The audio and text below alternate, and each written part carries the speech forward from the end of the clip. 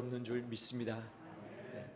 하나님 말씀 시편 126편 1절에서 6절입니다.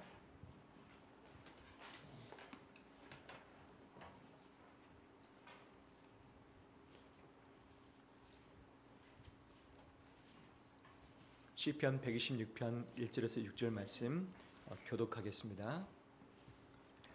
여호와께서 시온의 포로를 돌려보내실 때에 우리는 꿈꾸는 것 같아도다.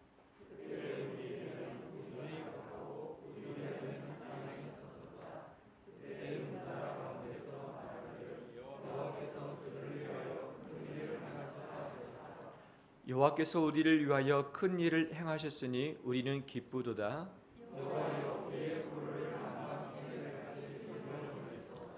눈물을 흘리며 씨를 뿌리는 자는 기쁨으로 거두리로다. 울며 씨를 뿌리러 나가는 자는 반드시 기쁨으로 그 곡식단을 가지고 돌아오리로다. 아멘. 주 여러분을 축복합니다. 네, 서로 인사 나눌까요? 축복합니다. 한 주간 예수였습니다.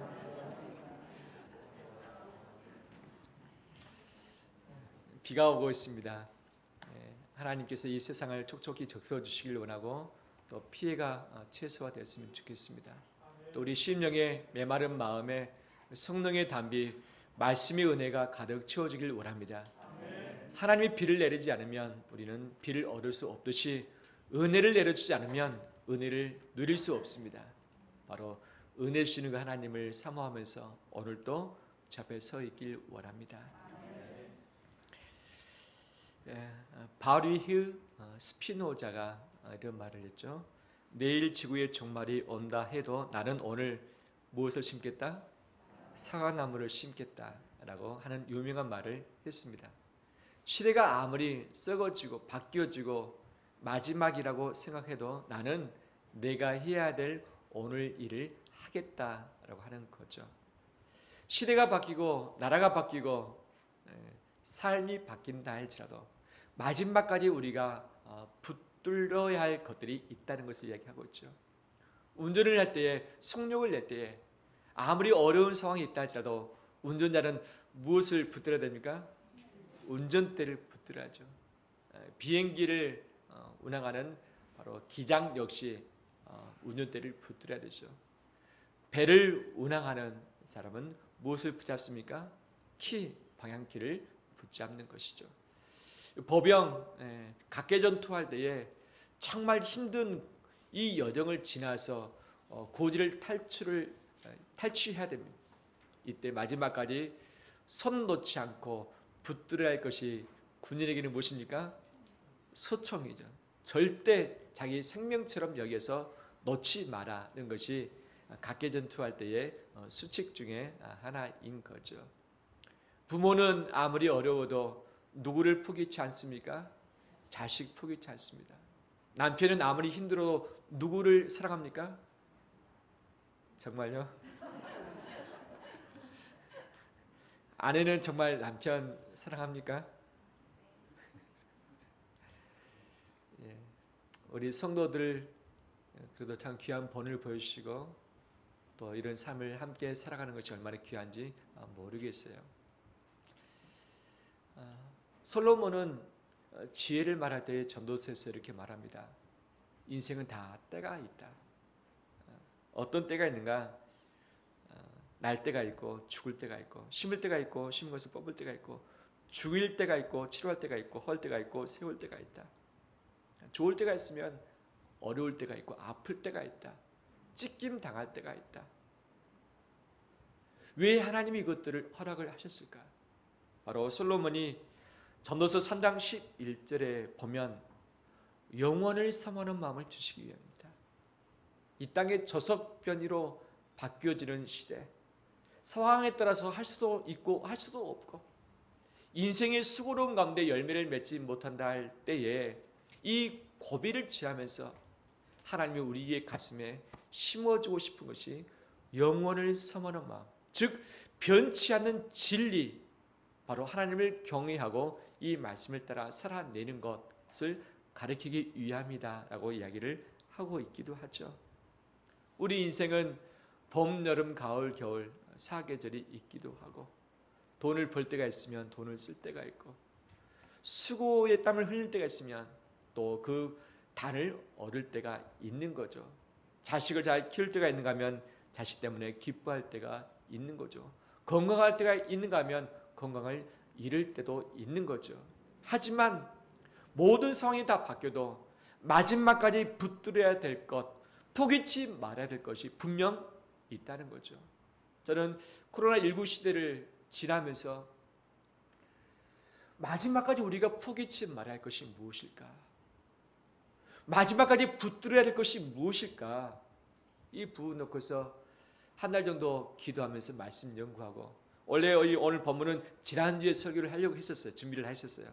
하지만 한 주간 더 연구하고 한 주간 더 기도하면서 정말 주님이 이 시대에 우리가 놓지 않고 포기치 않고 붙들어야 할 것이 무엇인가를 알려주실 간절히 원하는 마음이 있었고, 하나님은 말씀을 통해서 지혜를 허락을 하셨습니다. 오늘 읽었던 본문은 포로에서 돌아온 이후에 지었던 시이죠. 저자는 나오고 있지 않습니다. 하지만 학자들은 말하기를 아마 2차 포로 귀환을 주도했던 에스라였을 것이다 라고 추측은 하고 있습니다. 돌아올 때의 기쁨이 넘쳤습니다. 잔치의 날이었습니다. 감격에 찼습니다. 그런데 돌아와서 보니까 돌아온 사람이 숫자가 적은 거예요. 아직도 돌아오지 못한 포로들이 바로 이 포로 지역에 머물러 있는 거죠. 그래서 하나님께 기도합니다. 하나님, 남방 시내들처럼 이 유대의 남쪽에 네겝이라고 하는 사막 지역이 있는데 평상시에는 물이 흐르지 않습니다. 하지만 우기 때에 물이 흐르게 되면 와디천에 물이 가득한 거죠. 물이 막 홍수처럼 흘러갑니다. 그러면 이 꽃도 피고 식물도 자라고 나무도 자랄 수 있는 거죠.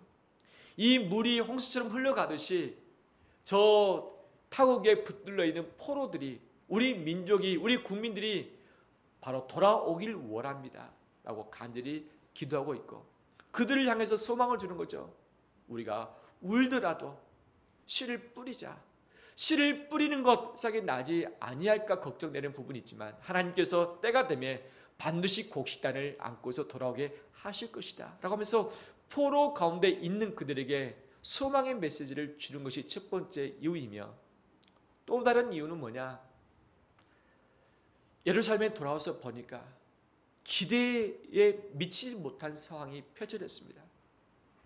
예루살렘 성벽은 다 회파되었고 사람들이 뿔뿔이 흩어졌고 성전은 다시 세웠지만 성전 예배가 되어지지 않는 상황, 사람들은 핍절한 가운데 외부의 공격에 노출된 가운데 고통의 삶을 살아가고 있는 거예요.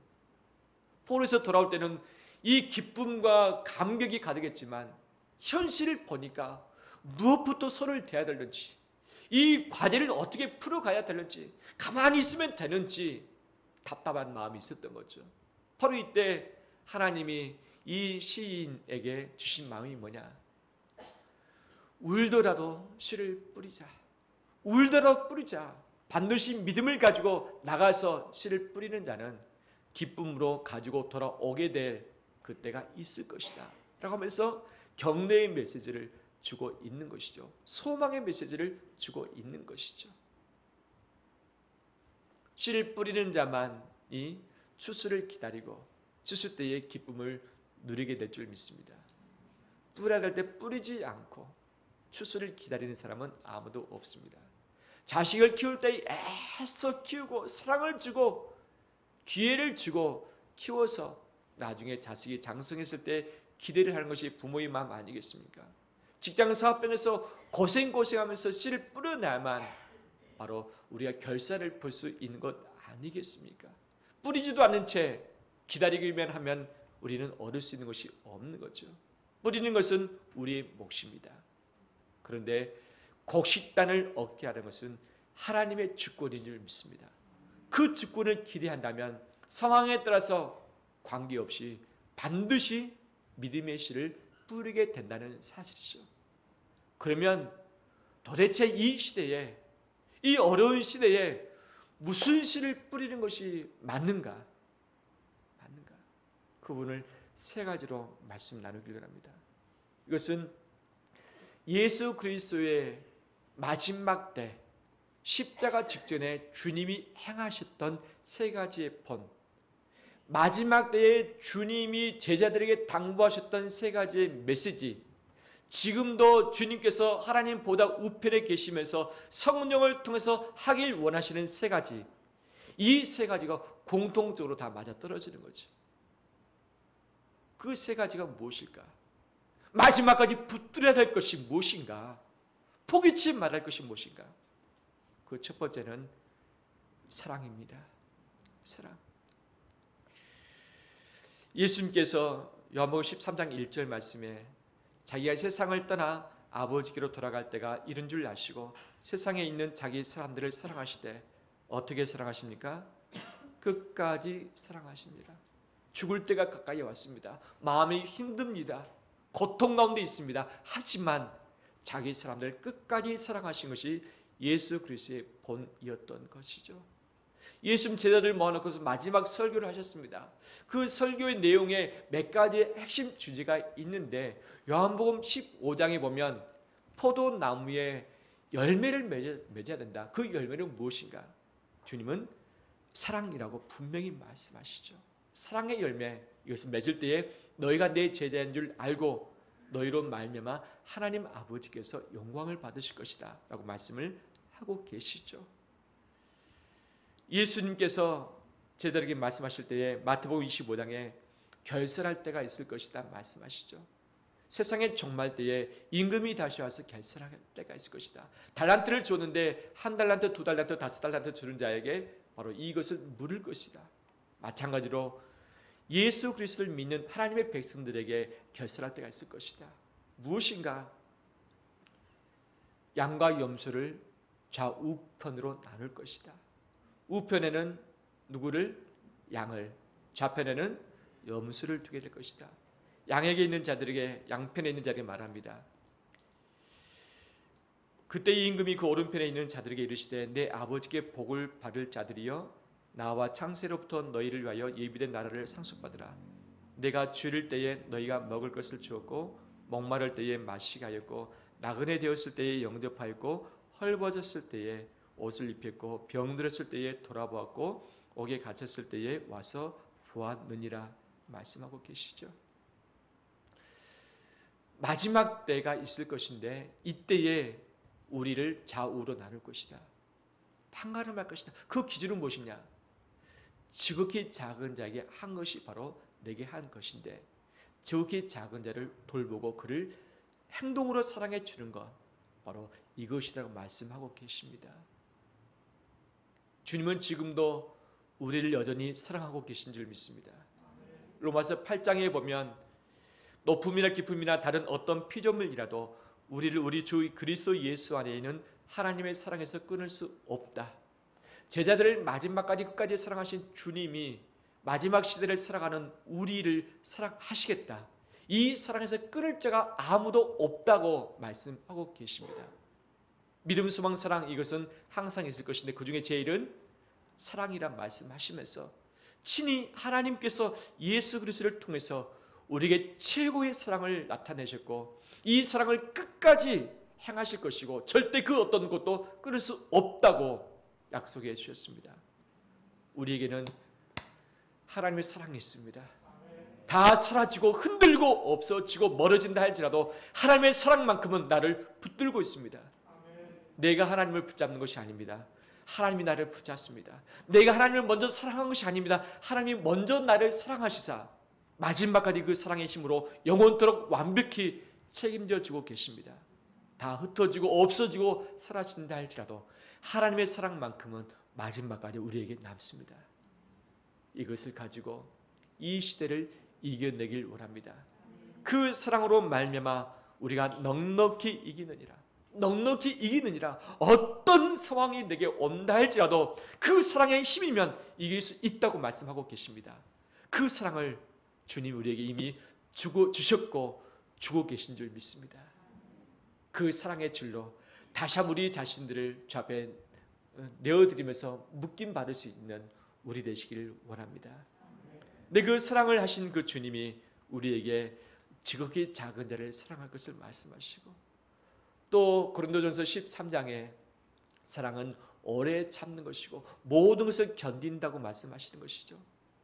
사랑을 어떻게 정의할 것인가? 기도하면서 이렇게 정리를 해봤습니다. 단절될 수밖에 없는 상황에서도 단절하지 않는 것이 사랑이다. 단절될 수밖에 없는 상황, 코로나로 말미암아, 차이로 말미암아, 빈부 차이로 말미암아, 서로 교육 차이로 말미암아, 지역, 성별, 민족, 갑과 을의 차이, 세대 차이, 수많은 차이가 있기 때문에 우리는 이것으로 말미암아 감정적으로, 거리적으로, 경제적으로 이 갭이 발생할 수밖에 없고 차이가 있을 수밖에 없다. 단절될 수밖에 없다. 하지만 주님이 어떤 상황에서든지 어떤 시대에서든지 사랑의 고리를 가지고 묶고서 절대 놓지 않는 것, 이것을 행하셨는데, 단절될 수밖에 없는 상황에서 단절치 않고 붙들고 있는 것이 사랑인 줄 믿습니다. 이것이 바로 오래 참음이고 견디는 삶인 것이죠. 힘들수록 내 아내, 내 남편, 내 가족을 사랑해 주길 바랍니다. 나도 힘들지만 같이 힘든 거죠. 우리 성도 이웃 사랑해 주길 바랍니다. 특히 지극히 작은 자, 나도 힘들지만 나보다 더 힘들어하는 이웃들이 있는데 이들을 직접 행동으로 붙들어주고 살펴주고 찾아봐주고 치워주고, 바로 이것이 주님이 결선할 때에 인정하시는 사랑인 줄 믿습니다. 마지막까지 포기치 말할 첫 번째는 사랑입니다. 두 번째는 무엇인가? 말씀입니다. 말씀. 누가복음 21장의 37절, 예수께서 낮에는 성전에서 가르치시고 밤에는 나가 감람원이라 하는 산에서 쉬시니, 예수의 마지막 한 주가 이제 마음껏 죽기 전에 살 수 있는 선택의 여지가 한 주간 있습니다. 예루살렘에 올라오셨습니다. 마지막 한 주간 어떻게 보내셨는가? 낮에는 성전에 가셨어요. 그 다음에 계속 말씀을 가르치셨습니다. 죽기 직전까지 예수님이 포기치 않았던 것이 말씀을 가르치는 이 자체였던 거죠. 또 예수님이 제자들 모아놓고 마가의 다락방에서 치유의 만찬을 하시고서 그들에게 행하셨던 몇 가지가 있죠. 치유의 만찬, 이 세독식뿐만 아니라 설교를 하셨습니다. 말씀을 다시 주셨던 것이죠. 그 주님이 우리에게도 말씀을 허락하신 줄 믿습니다. 그 말씀은 한마디로 생명입니다. 생명, 예수 그리스도 로고스 자신이며 그 예수 그리스도를 내주심으로 말미암아서 말씀을 통해서 내가 살아있게 하시는 것인 줄 믿습니다. 우리 안에 생명이 있습니다. 예수 그리스도의 생명이 있습니다. 이 생명이 있는 자는 그 어떤 누구도 죽일 수 없습니다. 잠깐 우리가 육체적으로 이 유명을 달리해서 떠날 수 있겠지만 예수 그리스도의 그 약속, 영생이 우리 안에 계시기 때문에 우리는 부활하게 될 것이고 영원히 주님과 함께 살아내는 역사가 있게 될 줄 믿습니다. 우리에게는 말씀, 생명이 있습니다. 이것이면 충분합니다. 이것이면 살 수 있습니다. 광야에서 사는 법을 주님이 훈련시키셨는데 말씀으로 사는지 살지 않은지 만나를 통해서 매일마다 시험하시고 약속을 성취하셨던 것이죠. 우리에게는 생명이 있습니다. 예수 그리스도의 말씀이 있습니다. 이 말씀 때문에 살아내게 된 줄 믿습니다. 더 나아가서 마지막까지 포기치 말아야 할 우리의 실천은 무엇이냐? 말씀을 전파하는 데 있는 줄 믿습니다. 디모데후서 4장 2절 말씀, 너는 말씀을 전파하라. 때를 얻든지 못 얻든지 항상 힘쓰라. 범사의 오래 참음과 가르침으로 경책하며 경계하며 권하라 말씀하시죠. 여기서의 때를 얻든지 못 얻든지, 때라는 단어가 헬라어로 카이로스입니다. 기회, 때, 시기를 의미한 거죠. 근데 때를 얻든지는 유카이로스, 때를 못 얻든지는 아카이로스, 정반대입니다. 극과 극인 거죠. 때가 있든지 없든지, 유카이로스, 바로 이 아카이로스, 관계없이 해야 될 것이 무엇이냐? 말씀을 어떻게 하라? 전파하라. 말씀을 전파하라. 말씀은 예수 그리스도이시며 그분의 생명입니다. 말씀이 있는 자는 생명이 있고 말씀이 없는 자는 생명이 없는 거죠. 지금 모두가 말하기를 전도가 쉽지 않다, 전도하기 더 어려워졌다라고 이야기를 하고 있고, 전도돼서 교회 등록한 사람이 현저히 작아졌고 기존에 있는 사람도 교회가 멀어지고 있는 그런 실정입니다. 교회의 여론이 좋지 않고 그 그 다음에 이 교회에 대한 반감들이 커지고 있는 상황에서 전도의 문이 줄어들고 있는 것은 작아지고 있는 것은 사실입니다. 하지만 이것은 때가 없는 상황, 때가 줄어드는 상황이지만 이때에도 주님이 우리에게 원하시는 것은 말씀 전파인 줄 믿습니다. 예수님이 마지막 때까지 말씀을 가르치시고 마지막 제자들을 향해서 설교 말씀을 하시고 성령을 우리에게 보내셨는데 여러 가지 이유가 있습니다. 하지만 성령을 보내신 첫 번째 이유는 뭐냐면 진리를 깨닫게 진리 가운데 인도하기 위해서 성령을 보내셨습니다. 다른 그 여러 가지 이유도 있지만 첫 번째는 말씀을 깨닫고 말씀을 믿도록 하기 위해서 성령을 보내신 것이죠. 이 우리에게 주어진 이 말씀을 전파하는 자 되길 원합니다. 지금이 그 어떤 때보다도 예수 그리스도가 필요한 시대인 줄 믿습니다. 마음들이 연약해졌습니다. 마음들이 피곤해졌습니다. 의지할 것이 없습니다. 믿을 만한 구석이 없습니다. 이때에 예수 그리스도가 우리의 길이요 진리요 생명이 되신 줄 믿습니다. 그 예수 그리스도를 증거하며 나타나며 전도하는 우리 되길 원합니다. 더 영혼 구원을 위해서 애를 쓰며 발버둥치며 길이 보이지 않지만 하나님의 길은 있습니다. 하나님의 길은 있습니다. 그 길을 통해서 말씀을 증거하는 우리 되길 원합니다. 이것이 수평적인 부분이죠. 신명기 6장에서는 말씀 전파의 수식적인 부분을 우리에게 말씀하고 계시죠. 6장 6절에 오늘 내가 내게 명령하는 이 말씀을 너는 마음에 새기고 내 자녀에게 부지런히 가르치며 집에 앉았을 때든지 길을 갈 때든지 누워 있을 때든지 일어날 때든지 이 말씀을 강론할 것이며 이 디모데후서 때를 얻든지 못 얻든지가 신명기 6장에서는 이 집에 있을 때든지 길을 갈 때든지 누웠을 때든지 일어날 때든지 즉 때가 있든 없든지 자녀에게 어떻게 하라? 부지런히 가르치라. 무엇을? 하나님의 말씀을 가르치라. 왜? 이것이 생명이며 이것을 붙들고 지켜내야만 살 수 있기 때문에 자녀에게 가르치라 말씀하고 계시죠. 자녀에게 때를 얻든지 못 얻든지 부지런히 가르치고 있습니까? 아니죠. 쉽지 않죠. 우리는 이 시대 가운데 교육 부분에 있어서는 사회의 학교에 위탁을 했고 학원에 맡겼습니다. 신앙교육은 꿈남학교 주일학교에 맡겼습니다. 부모가 할 것은 무엇이냐? 그렇게 할 수 있도록 기회를 주고 돈을 제공해주고 환경을 여건해주고 밥을 먹여 키우는 것이죠. 가르치는 모든 이 부분을 바로 사회의 교회에 위임을 해버린 것이죠. 하지만 자녀를 위한 양육의 책임은 부모에게 있는 줄 믿습니다. 성경에서 신앙교육의 주체는 부모라고 분명히 말씀하고 있습니다. 어려운 때이지만 자녀를 향한 신앙의 양육은 부모에게 그 책임이 있습니다. 때를 얻든지 못 얻든지 어떤 때든지 간에 자녀에게 말씀을 가르치는 우리 되기를 원합니다.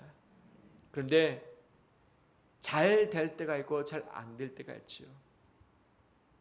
부모의 말을 듣고 부모와 함께 밥을 먹고 함께 생활을 할 때가 가장 좋은 때인 거죠.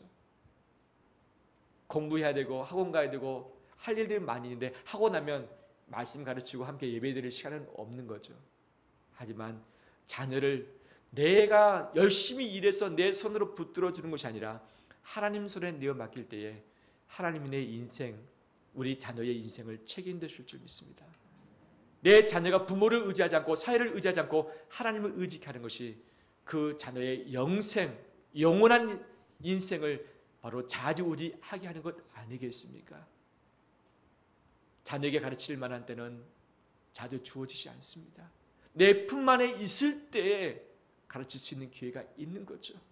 그래서 정말 시간이 없고 분주하고 나도 바쁘고 해야 할 일들이 많이 있지만 그 어떤 것보다도 자녀에게 신앙을 전수해주는 우리 되길 원하고 우리 손주들에게 어떻게 하는지 신앙을 전수해주는 우리의 애씀이 있길 원합니다.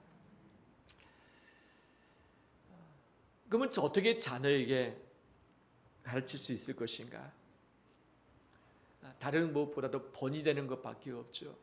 부모가 하나님을 경외하고 사랑하는 것, 부모가 말씀을 붙들고서 말씀을 순종해 내는 것, 부모가 교회를 아끼고 교회를 존중해 주는 것, 부모가 영혼들을 존중하고 그들을 사랑하는 이 삶의 행동을 통해서 보여줄 때에 자녀들은 자연스레 그 뒤를 따라오게 되는 줄 믿습니다. 바로 이 부분의 대표적인 것이 가정 예배죠. 가정 예배. 가정 예배를 드릴 때에 자녀들이 싫을 때도 있고 함께 뗐을 때도 있겠지만 이걸 통해서 부모가 하나님을 경외하고 말씀대로 살기 위해서 발버둥치는 모습을 삶을 통해서 보여주는 것이죠. 바로 이 가르침 소리를 통해서 배우는 것이 아니라 삶을 통해서 배울 때에 자녀들이 우리의 삶을 뒤쫓아 오게 될 줄 믿습니다. 시간이 없고 분주하고 해야 될 일이 많고 마음이 힘들지만 시간을 정해놓고 장소를 정해놓고 우선순위를 가지고서 예배를 드리며 엎드릴 때에 주님 우리 가정을, 우리 자녀를 책임지실 줄 믿습니다. 지금 이미 가정 예배를 드리신 가정들 있는 줄 압니다. 아직 시도를 하지 않았던 가정이 있다면 한 주에 한 번으로부터 시작을 해서 시간을 정하고 우선순위를 가지고서 모여보길 원합니다.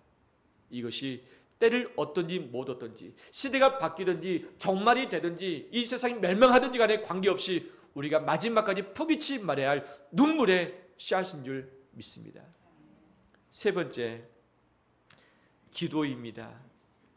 누가복음 22장 44절을 보면 예수께서 힘쓰고 애써 더욱 간절히 기도하시니 땀이 땅에 떨어지는 핏방울같이 되더라. 주님이 잡히시기 직전에 하셨던 것이 기도이셨던 것이죠.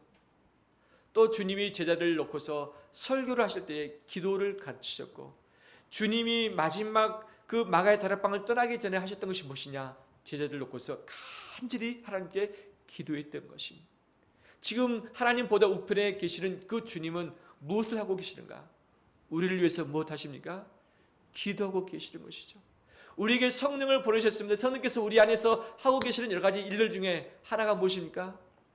말할 수 없는 탄식으로 우리를 위해서 친히 무엇 하신다? 간구하신다고 말씀하고 계시죠.